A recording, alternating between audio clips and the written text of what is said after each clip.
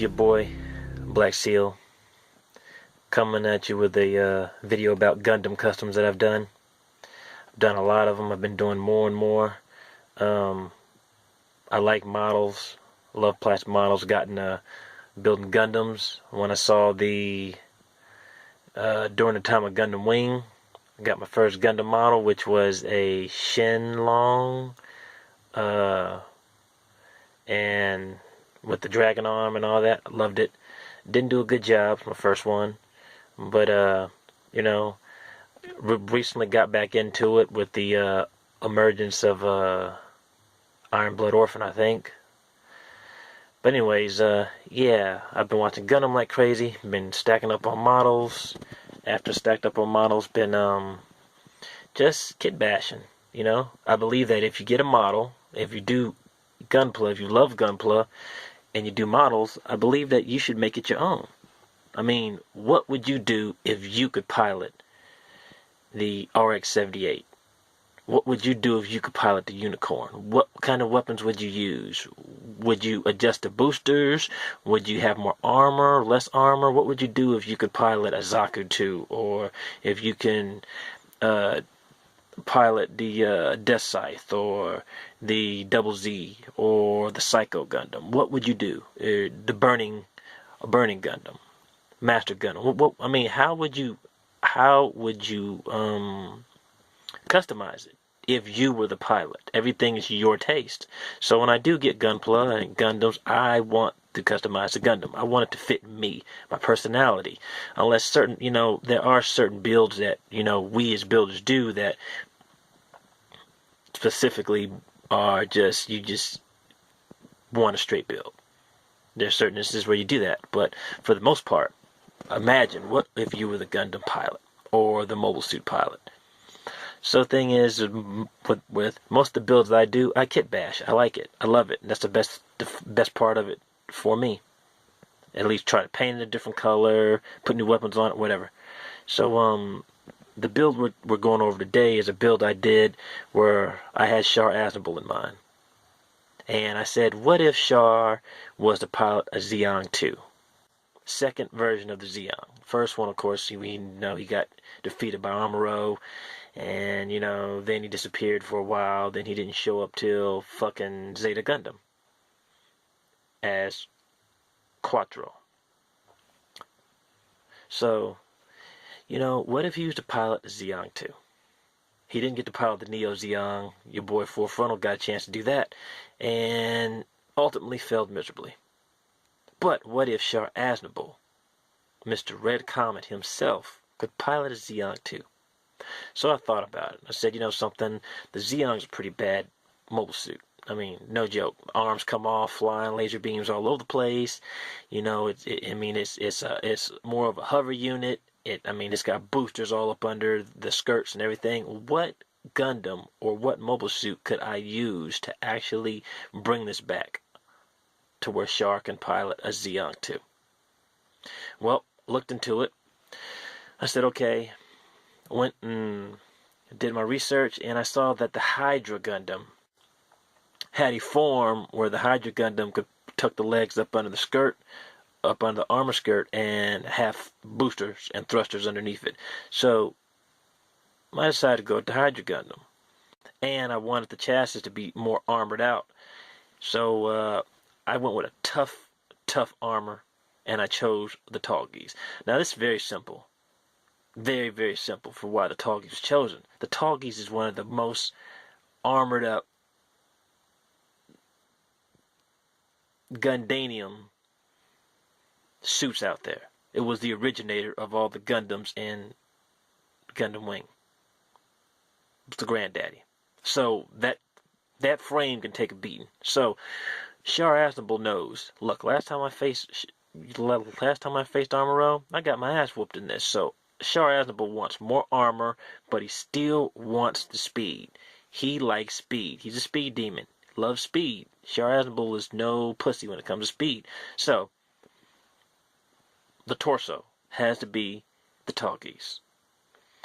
The bottom frame has to be the Hydra. So mix the Hydra Gundam's hover unit bottom, and as you can see from the picture, it's a hover unit. So it's hovering just like the Zeong. It's got the armor, of the Tallgeese, which makes it, can take a pretty good amount of damage before he goes down. I went ahead and added the weapons from the Tallgeese 3. Now the good thing about the Tallgeese 3 kit is it only costs $10. Only costs $10. Say that again? Only costs $10. It costs $10. It comes with like two. It comes with all three heads. So it comes with the head of the Tallgeese 1, Tallgeese 2, and Tallgeese 3. It comes with all heads. Now this is HG scale, guys, so let's just keep this in mind. It comes with all three heads. So it comes with all three heads of the Tallgeese 1, 2, 3. Only costs $10. It comes with two frames. It comes with two chassis, It comes with the torso of the Tallgeese, I think 1 and 2, and then it comes with the torso of the Tallgeese 3. That's another plus. So you get two torsos, and you get three heads. So this right here, as far as customizing is concerned, this is the best pick. And it only costs $10. Did I say it only costs $10? Damn it, guys! It only costs $10. What more could we ask for in customizing a mobile suit / Gundam? So we get this Tallgeese 3, $10. Get it? Say, hey, yeah, let's get this. And then we get this Hydra Gundam. Now, the Hydra Gundam, it comes from a different set. I'm not sure if it's really Bandai, but it comes with something called G-Unit Wing. I'm not familiar with the series. More than likely, that's a series written. So it's more than likely a written series, not the anime. So the thing about these sets right here is these sets are pretty easy, not really complicated as far as instruction is concerned. Not really a lot of steps, more like 3 or 4 pages, and that's all. And they're not that high. So they're not high at all. I got 2 Hydra units. So I got 2 Hydra Gundam units, and then I got the Tallgeese unit. So we sat there, put them together, use the hover unit from the Hydra. I used the arms from the Hydra, and I used those connecting spots because they had the boosters for the Hydra. So this unit is not that hard to build, easy.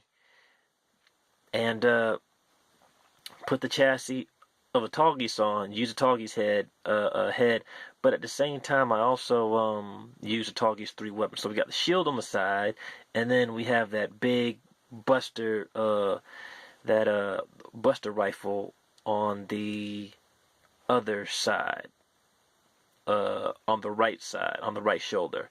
Now the thing is just like the Zeong 1, this Zeong 2 is also just as sneaky, because where those boosters are on the back can fold out in the hands. So the thing is we'll look up under this and we'll look at how many boosters there are, which is a lot of them. There are a lot of boosters up underneath this kit. So just like the regular Zeong, this Zeong here has just as many boosters, which Char Aznable loves. He's going to zip, zoom out of here because he's got these boosters right here that are right up under it. That comes with the Hydra unit. Now, the thing is, we're not using the Hydra legs. We're not folding these legs out for him to stand on. We don't care about him standing. The good thing about this Hydra unit is that he can keep his legs folded and keep it in hover mode. And that's all we're going to do. Just keep the legs folded, keep it in hover mode. So you don't really have to do a lot of painting or do a lot of detail on the legs and, scribing and all that other kind of stuff with the lines and all. You don't have to do that much. Keep the legs folded, keep them under. There he goes. He's got boosters under the legs, or under the skirt. Now, when you look at the back of the Hydra Gundam's skirt, you see it's armored up. This is very good. It's good to have armor all the way around his boosters, because if a booster was to get hit with a blast, like a bazooka blast, or get hit by a beam rifle, it blows up. And it blows up, that'll disable the mobile suit, and if it's in space, it'll slow it down, whatever, hinder it from movement. It'll slow it down. The good thing about this skirt is it's armored all the way around, which is great. Which means the only way you can freaking, really mess him up is if you're under him. which is going against Char Aznable. It's not very many chances you'll actually get up under him. You'll be on the left side of him, behind him, or whatever, but it's hard to get under Char Aznable, especially in a unit, especially in a mobile suit unit like that. He'll be zipping all over the place. So the thing is that this is good because of the armor skirts all around. Hard for him to go down. Hard for you to knock a thruster out. Now you might be able to knock a back thruster out, but he has a ton of back thrusters. He has a lot of back thrusters back there, which is pretty cool. So he's got a lot of thrusters underneath. He's got a lot of back thrusters on the back, which enables him to move fast. And then he's got this Tallgeese chassis that is very tough as far as battle damage is concerned. We got his two weapons. We have a shield, and we have the blast cannon, also on the shoulder. Then we have a rifle, for medium range, short range, and we have him with a beam saber, of course, for close combat, because we know Char Aznable is not scared to get in your face. He's not scared to get physical. He's not scared to get nasty with you, period. Now, just like the regular Zeong, like I said before, just like the Zeong 2 also has a surprise, and that's that the shoulder units can fold out, and they can fold out into either guns, separate beam guns that shoot beams, or they can they can fold out into separate little pinching close range pinch hands. So in a close range form setting, they turn to like little pinching hands, like robotic pinching hands that can snatch a shield, hold a shield, grab a shield, take it away from you, give him the ability to cut you with the beam saber. Or if you're in the mid range, or short range, they can actually fire, beam pulse lasers. So either way, that's surprising because you're not going to expect that.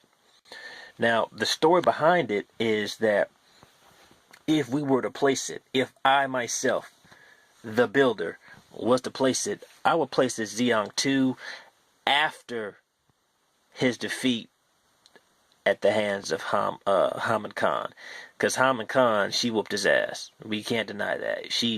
Everybody thought he was dead after that battle. Of course, he survived and he came back years later in Char's counterattack. But for the moment, she's about to do him in.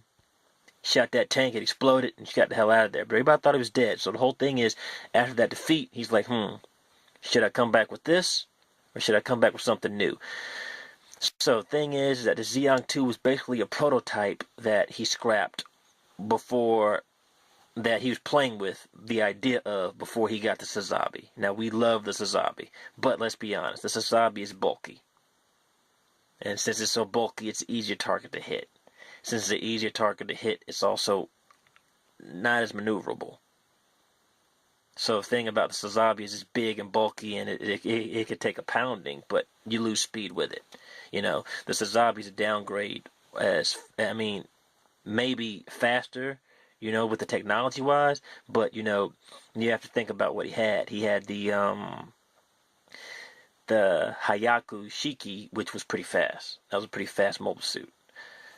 Not Gundam, mobile suit. Should have been a Gundam, but it's a mobile suit. So the thing about this is that the Zeong 2 was after his defeat, years later after Zeta 2, because double Zeta was like, I think, 0086, 0087. That's around the time frame of double Zeta. Unicorn was 0096. Char's counterattack was 0093. So let's just say that this is around the time of this is probably like 0089, where he's experimenting with this with this Zeong 2. So Zeong 2, 0089, experimenting with it. Say, hey, let me see what I can do. Let me see how I like this. And then he later gets when he comes back and he's like, look, I'm ready now. That's when he steps into the Sazabi.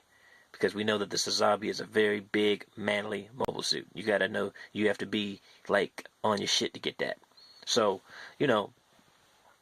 that's just the whole thing. That's just the whole thing behind it. This one wasn't really that complicated, just mix and match parts. Most of this build is just the Hydra parts. The only thing I really took from the Tallgeese was the head, the weapons, and of course the torso. The torso, head, weapons. That's the only thing I took from the Tallgeese. 3. Everything else is the Hydra Gundam. So, hope you guys enjoyed it.